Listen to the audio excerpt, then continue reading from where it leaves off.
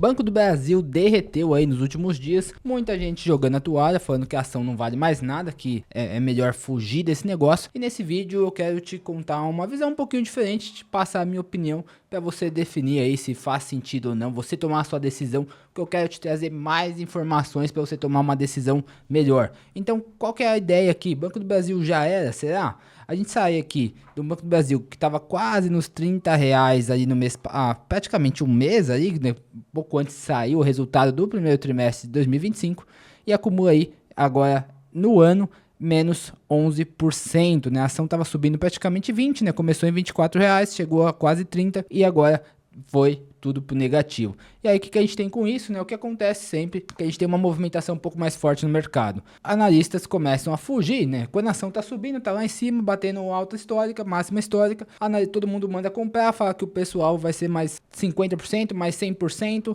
e aí quando a ação tá lá embaixo, é justamente o cenário contrário, né? Todo mundo agora joga a toalha, sai fugindo como se aquele negócio fosse radioativo. Então a gente vê aí, o pessimismo continua para as ações do Banco do Brasil. XP e JP Morgan citam razões. Então a XP falando aqui que a qualidade do crédito piorou ainda mais, JP Morgan vê consenso de maior cautela para o banco estatal com ciclo de piora do agronegócio. E a gente vê aqui no relatório da XP, né, analistas Bernardo e Matheus, que assinam o relatório, ressaltam que após duas revisões para baixo das suas estimativas de lucro de curto prazo, existe a possibilidade de estarem bastante conservadores nas suas perspectivas para o Banco do Brasil. Traduzindo isso para o bom português, olha, tá muito ruim, vai ficar pior, mas pode ser que eu esteja errado, pode ser que eu esteja forçando demais a barra. Ou seja, eles nunca estão errados, né? Se de fato piorar mais, eles estavam certos. Se o negócio começar a melhorar, é porque eles estavam conservadores nas suas estimativas. É o que sempre acontece com esses analistas, né? E aí o que a gente chega na pergunta, né? Vai continuar caindo? Então a gente vê outras matérias, ó, Bebas perto do fundo do poço. O que esperar das ações a partir de agora? Papel acumula queda de 5,63 no ano. Isso aqui tá um pouco defasado, né? Caiu mais um pouquinho. Pode engatar nova pernada de baixo caso perca o suporte em R$ 21, será? E aí a gente vê aquilo que sempre acontece quando a gente tem um movimento um pouquinho mais forte no mercado. Então, há um monte de casas de análise, corretoras aqui, ó, Ágora, do Bradesco, Genial, Santander, BTG, XP, todo mundo tinha recomendação de compra, certo? Preços alvos lá na casa do chapéu, R$37, 40, 45, 34, 41. Se a gente fizer uma média rápida aqui, tava na casa de uns R$40. Aí agora que caiu esses 20 e poucos por cento, recomendação atual, neutra. O neutra desses analistas é a recomendação de venda, né? Mas ninguém, por questões teoricamente éticas, ninguém manda vender. Na verdade, isso aqui não é ética, né? Rabo preso. Ninguém fala que é recomendação de venda para não criar nenhum conflito lá. E o mercado financeiro é essa palhaçada mesmo. E aí, pessoal, alvo atual, 31, 26, 30, 32. Uma média aqui, a gente poderia falar que agora tá uns R$30. E o que eu acho engraçado aqui, né? Que hoje a ação tá aí nos seus 21. A recomendação deles é a recomendação de venda, né? Que é a neutra aqui, mas está de R$30. Se a gente for fazer uma conta bem simples aqui, o que acontece? R$30 para 21, eu tô falando de uma alta ainda de 43%. Pô, se isso daqui é uma alta de 43%, geralmente essas recomendações têm um prazo aí, um horizonte de tempo de 12 meses. 42% de alta em 12 meses e é para vender? Ou é uma recomendação neutra? Não é uma recomendação de compra. Eu acho meio esquisito essa lógica, né? Mas vamos lá. O que de fato aconteceu? Se você já viu algum vídeo por aí, ou você de fato foi atrás do balanço, foi tentar entender o que aconteceu, você viu que basicamente foi uma piora aí no crédito do agro, que é onde o Banco do Brasil domina aqui no nosso país. Então, se você é um cara como eu, que gosta mais de olhar para os números, tenta ser um pouco mais objetivo, sem toda essa história toda, o que aconteceu, aquelas 50 páginas de apresentação, de balanço patrimonial, de DRE, eu prefiro ver os números mais resumidos.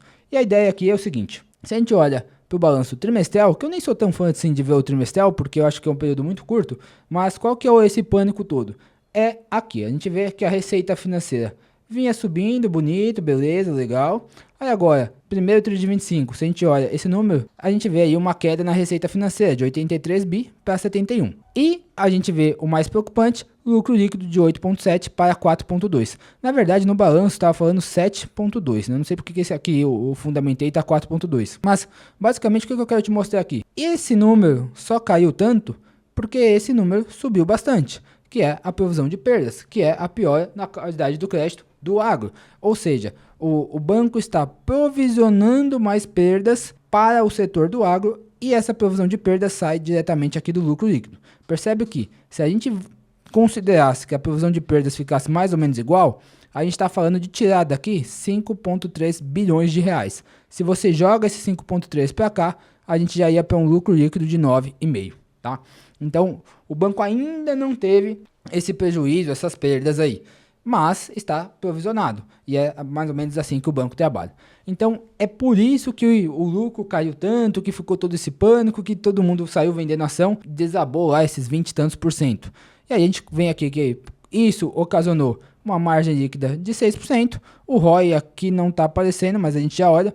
Brasileiro ainda muito saudável, patrimônio saudável. E para quem gosta de dividendos, geralmente quem investe no BBAS gosta de dividendos, proventos estimados aí em 5 bilhões, uma alta bem interessante com relação ao que vinha numa média de 3 e pouco, e agora 5 bilhões, tá? Vamos ver aqui o ROI. Então se a gente vem aqui, ó, para aquela tabelinha, eu acho que no trimestral, acho que no trimestral não tem o ROI, mas vem para o anual, ó, a gente vai de um ROI que estava na casa de 19%, agora foi para 16%. E se a gente olha esses números de forma anual, que é o que eu acho muito mais interessante, o que a gente tem aqui, ó? Receita financeira aumentou nos últimos 12 meses, provisão de perdas aumentou aquele 5,3 bi que a gente olhou, e aí o lucro acaba caindo esses 5 bilhões aí aproximadamente. No anual, os números já ficam mais bonitos, ó, a margem líquida cai só de 13 para 11, o ROI de 19 para 16. Pô, 16% se falar que é um ROI ruim, eu acho que você faltou na aula de matemática. Nesse ROI ruim, já está acima da Selic, que está na máxima histórica. Então tem que pôr as coisas um pouco em perspectiva aqui, né? Não ficar tão desesperado com esse auê todo, com essas manchetes sensacionalistas que você vai ver por aí. E com isso aqui, na minha visão, assim, você fala que um resultado onde a empresa teve 30 bilhões de reais de lucro nos últimos 12 meses é ruim, aí desculpa, mas aí a gente precisa, talvez a gente tenha definições diferentes do que é bom, do que é ruim, né? Então esse foi um resultado pior do que o esperado, só que como o mercado financeiro trabalha nessa questão de expectativas e tentando sempre antecipar o próximo movimento,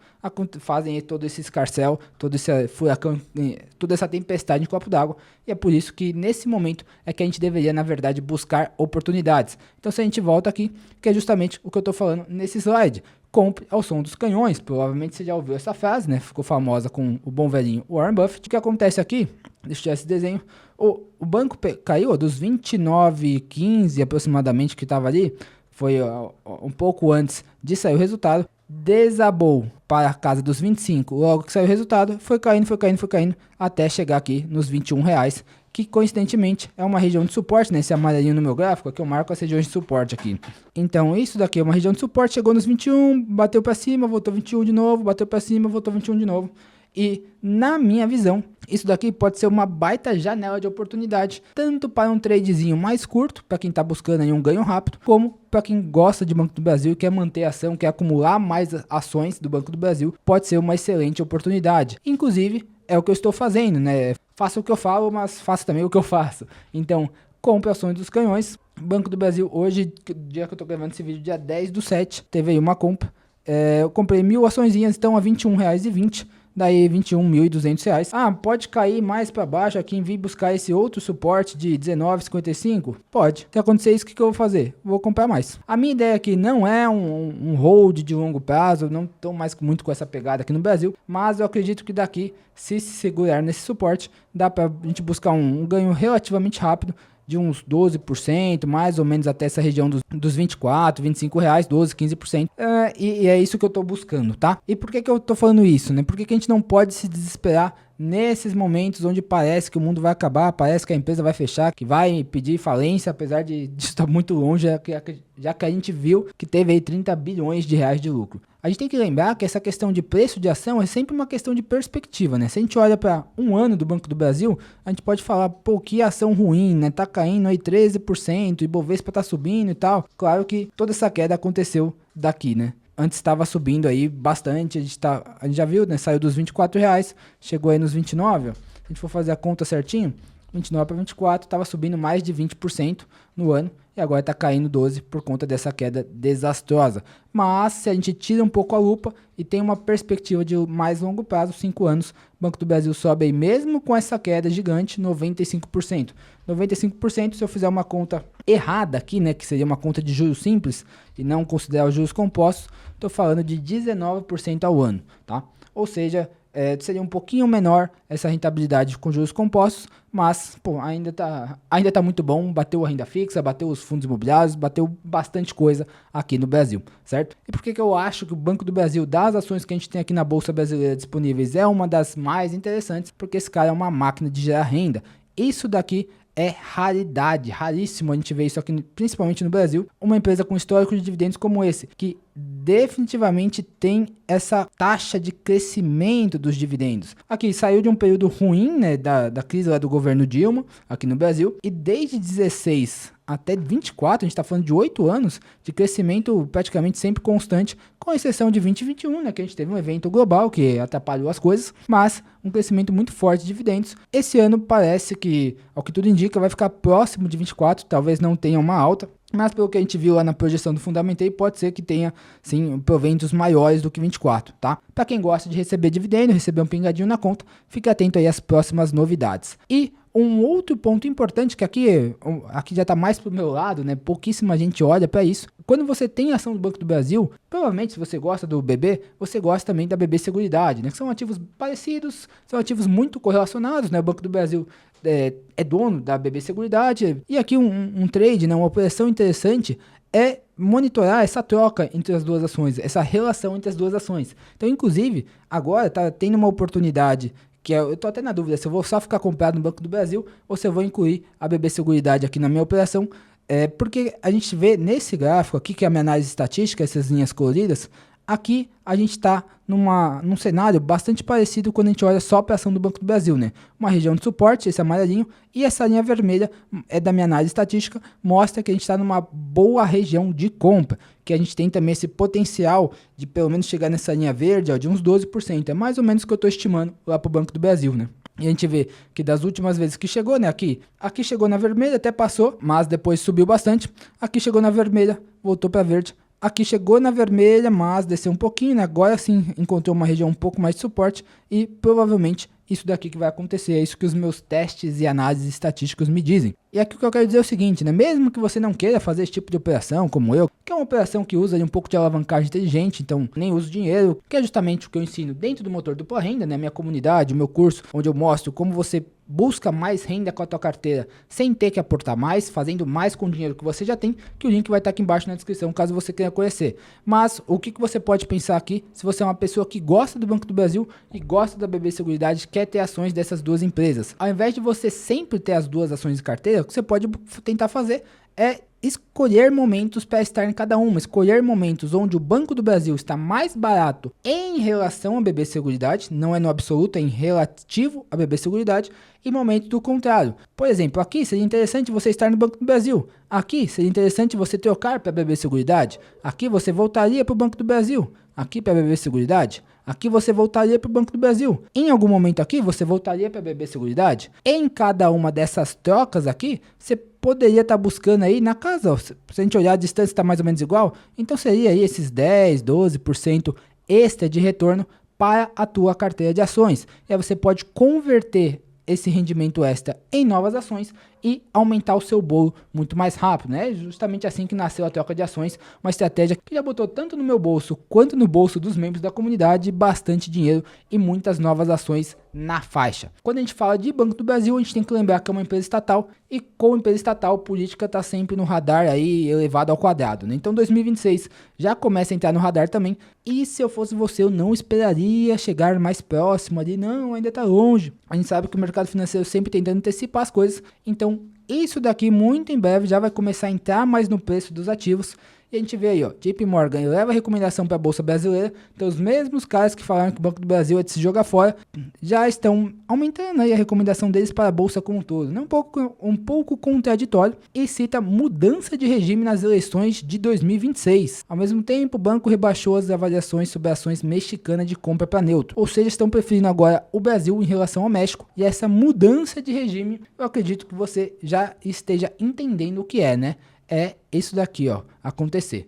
E se isso acontecer, a gente já sabe que a bolsa deve andar bastante, os ativos de risco aqui no país devem responder muito bem. E aí fica aquela pergunta, né? Quem será que leva? Já começaram as pesquisas, a época de pesquisas, né? Ainda assim tá um pouquinho distante, né? A gente tá falando de um ano e pouquinho, um ano e alguns meses para a próxima eleição, mas as pesquisas já começam e as pesquisas daqui a pouco vão começar a fazer um pouco mais de preço no mercado, né? Então, em São Paulo, Bolsonaro e Tarcísio superam Lula. Quem empata com o Michele, né? Eu acho que uma questão importante das pesquisas iniciais que estão saindo agora é que a gente nem sabe qual desses que vai concorrer contra esse cara aqui, né? Então, à medida que esse negócio ficar mais claro, acredito eu que as pesquisas vão ficar um pouco mais assertivas e vão ser um pouco mais levadas em consideração pela turma do mercado, a turma da Faria Lima, certo? Então, em resumo, eu já te passei aqui a minha opinião sobre o que está acontecendo com o Banco do Brasil, o que eu acho, o que eu estou fazendo com o meu dinheiro, né? Não basta falar, é muito melhor te mostrar com ações.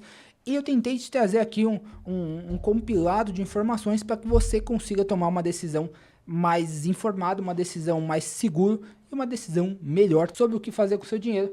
Mas aqui tem uma coisa que acho que de tudo que eu falei com relação a Banco do Brasil, acho que é o mais importante, né? Se você não tem estômago, fica de fora. Pode ser que eu esteja certo aqui, o Banco do Brasil de fato suba ali para casa dos 24, 25 reais de forma rápida? Pode, mas pode ser que isso não seja tão rápido, pode ser que ele caia antes de subir, pode ser que infinitas coisas aconteçam. Você tem que lembrar que bolsa de valores, renda variável, ações, é renda variável, varia, o preço muda toda hora, todo segundo, todo momento. Então, se você não tem estômago, eventualmente até para um próximo resultado ainda negativo, se os analistas estiverem certos aqui, né, pela primeira vez, do Banco do Brasil, a ação pode cair mais e você tem que ter estômago. Se você não aguenta mais uma queda de 10, 20% na ação, fica de fora. Fica aí no seu Tesouro Selic, 15% ao ano, que você vai estar tranquilinho, vai estar bonito na fita e é isso aí. Se lembre sempre de que a pior coisa que você pode fazer com o seu dinheiro é colocar ele em algo que você não entenda, em algo que você não conheça, só porque alguém te falou que isso é bom,